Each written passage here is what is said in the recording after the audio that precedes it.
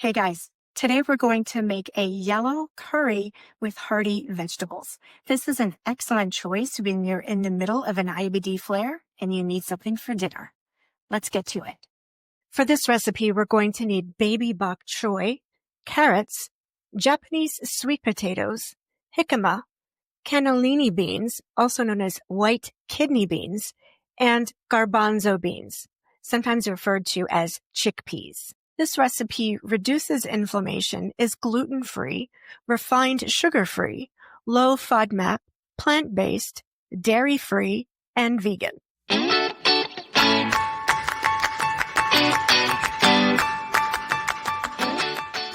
And I think you're really going to like this meal because it is a low effort meal. What that means is that we've got some prep for the vegetables. We'll chop those up. We'll prepare those. We've got some prep to do with the beans. And then we have a sauce that we make. I'll give you the information for that. But everything goes into the pressure cooker. That does two things for us. It's a lot less energy exerted when we're cooking this meal. We don't have to stand over the stove and stir and watch the timer, etc. We can throw everything in and push some buttons. I'll tell you what those are. And it beeps when it's done. Voila. For this recipe, we need 1 cup, 150 grams of cooked Japanese sweet potatoes. So to get to 150 grams cooked, we need 200 grams raw, and that will produce the 150 grams cooked. So for this recipe, we're using the Japanese sweet potato as a substitute for regular baking potatoes. The reason for this is that those are nightshades and they cause inflammation. Since IBD is an inflammatory disease, we really want to pay attention to the foods that we eat so that we make sure that we are not increasing the inflammation, rather we are decreasing the inflammation. So in this case, the substitute will be the Japanese sweet potatoes, and be sure to get the ones that have the purple skins on the outside, white meat on the inside. I have noticed in the health food stores some other purple sweet potatoes, and when you open them, they're purple inside. This is not the same variety. This is not the ones that you want. You want the ones that have the white flesh on the inside. They will be slightly sweeter when you compare that to the regular baking potato. Just know that when you cook it going forward. One of the things that I do like about the Japanese sweet potato is that when you cube it and you put it into the pressure cooker, it holds its shape nicely. Not like the regular American sweet potatoes, the orange ones. When you put them in the pressure cooker, they just turn to mush. So this holds its shape really nicely. If you have come here looking to learn how to be a chef, this is not the channel for you. Just by looking at my knife skills or lack thereof, you will see that I am not a trained chef. I am a home cook that has done a ton of research to develop a framework for what has helped me as a patient with IBD, and I want to offer these learnings, these findings to you so that you don't feel like you're alone. So if you can overlook my terrible knife skills and anything else that you might feel you want to comment on, I think what's important to pay attention to is the content rather than the delivery of the information. Next, we need 1 cup or 250 grams of vegan yogurt. This should be a coconut-based, non-dairy, plain unsweetened yogurt, not made from mushrooms. And there are a number of considerations when you're looking at vegan yogurt. I have talked about this in another video. What I will do is at the end of this video is splice that in so that you get all of that information that you need in case you didn't see the first one, because I think it is really important to make sure that you understand those considerations when you're trying to go out and find a yogurt, because the yogurt really is the only processed food I think that is in this dish. Everything else are whole foods or single ingredient foods. So make sure that you have that information and check that out at the end. Next, we need 1 cup or 250 grams of carrots. These need to be peeled and sliced. So I have chosen to peel these because I will take these peelings and put them with the other offcuts from the preparation of this meal because I need to be able to make some vegetable stock. So I will use that. And it's really just preference whether you peel them or whether you just clean them really, really well. The other thing that I'll say about carrots is that it doesn't matter too much the size that you chop these. They can be smaller. They can be a little bit wider. What's important to understand is that it's going to get cooked in the pressure cooker pretty uniformly. Next, we need 2 cups or 140 grams of baby bok choy.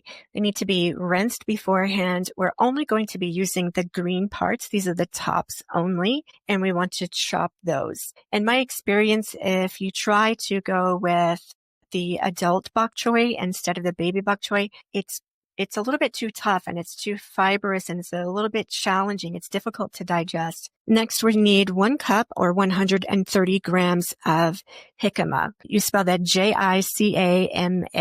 Recently, I've been able to find jicama with other root vegetables in the regular grocery store that I go to. Sometimes they're out, sometimes they have it. If they don't have it, then certainly I've been able to find it at a health food store. And then I've also been able to find it at Asian markets. So the jicama is a root vegetable, and what I've noticed is that it's primarily covered with a wax on the outside, and that is way too fibrous. We can't digest that. So that needs to be peeled or cut off. I did notice that if you get the jicama at an Asian market, they tend not to have wax on it. Just as a side note, it's a little bit easier to peel. And the other thing that I've noticed is this is a relatively small one. It's a younger jicama root, a smaller one, if you will.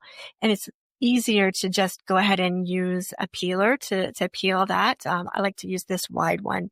I know that the wide one is for other things such as thin pieces of carrot or cucumber or something like that, but I do like it for this task. I have noticed that if the jicama root is larger than this, then it tends to be too difficult to use the peeler and you really just need to go straight to the knife. One of the things that I do like about jicama is that in the research, it shows that we can't have apple or pear, that it's too difficult to digest. So those things have come out of my diet. Nice thing about jicama is that it tastes like a cross between an apple and a pear. So this is a really nice root vegetable that was not in my diet before, and it is absolutely making its way into my recipes now. You can either cube this for this recipe, or in this case, I like to shred it. My family has given me feedback that they don't necessarily like jicama cubed for this particular recipe. So in this case, I'm going to shred it for their personal preference. Next, we need 2/3 cup, 154 grams of cannellini beans. These are also referred to as white kidney beans. When I'm looking at canned beans, I want to look at the ingredients and make sure that it is just the beans, salt, and water, and that's it, nothing else. If you see other ingredients in there, special and preservatives, those can cause trouble. So make sure to look at the ingredients, and that goes for both the cannellini beans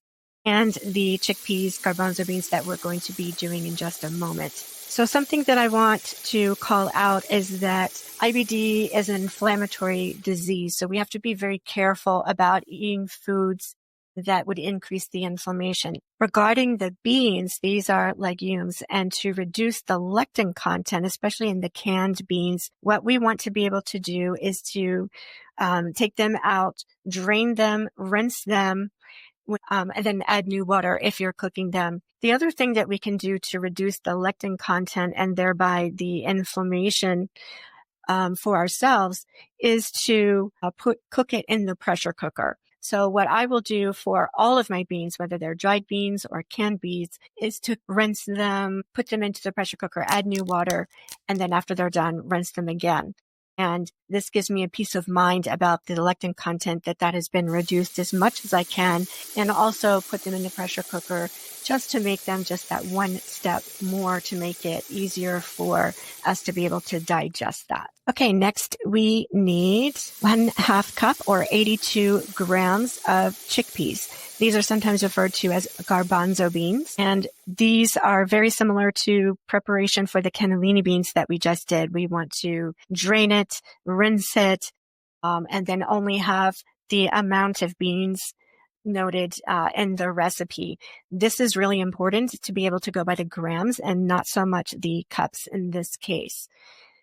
So here I'm showing you an example of the using the scale. And so we have a digital scale, a simple one. Digital scale, we put the container on it and then tar that out. And if you've never done this before, if this is new to you, tarring it out will account for the weight of the container, so that after that, whatever you put into the container is the only part that is being weighed. And when it comes to the beans especially, it's really important to make sure that we have the right amount of the grams and we don't go over that, because if we do, now we're into high FODMAP territory, and that is not something that we want to do. For the sauce, we are going to need 1 cup or 240 grams of coconut milk. And remember, this is unsweetened with a low saturated fats per serving. The homemade 1/8 cup or 27 grams of the garlic-infused oil. You can check out the video in the description if that's something that is new to you. Then we have 2 tablespoons or 1/8 cup, 30 grams of fresh ginger juice. And then we have 2 tablespoons or 1/8 cup, which is 8 grams of lemongrass juice, fresh. As an alternative, you can use 1/8 cup or 30 grams of fresh lemon juice. Next, we need 1/8 cup or 30 grams of turmeric root juice. Can do an alternative for the dry ground of 1/8 cup or 18 grams, if that is what you need to do instead. We need 1 tablespoon or 6 grams of ground garam masala. Next, we need 3 grams or 1 teaspoon of allspice. And then 1 teaspoon or 3 grams of coriander. Next, we need 1 teaspoon or 4 grams of cumin seed ground. And then we need 1 teaspoon of ground black peppercorn or pepper. This is 5 grams. And lastly, we need 1 teaspoon or 5 grams of salt. Okay, that is our sauce. The sauce ingredients are in the pressure cooker, and we put the lid on and hit the pressure setting for high for the time of 20 minutes and hit start. See you in 20 minutes.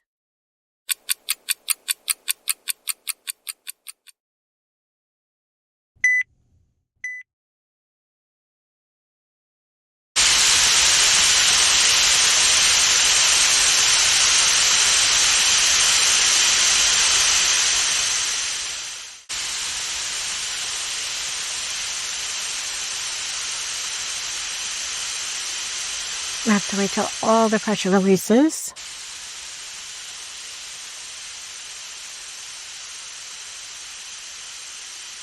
Almost.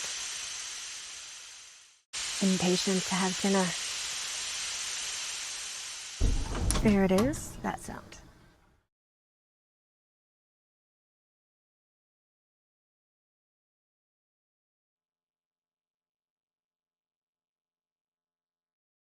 Really nice. Wow, check it out.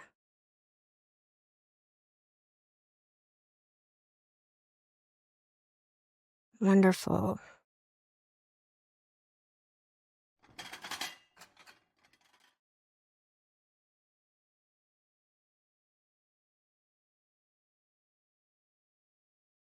This is a lot of food. This is 2 servings. So for 1 serving, you can have half of all of this. So nice.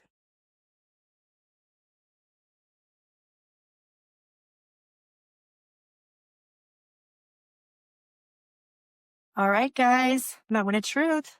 Let's give this a try. This looks amazing. I wish you could smell this. It's hot.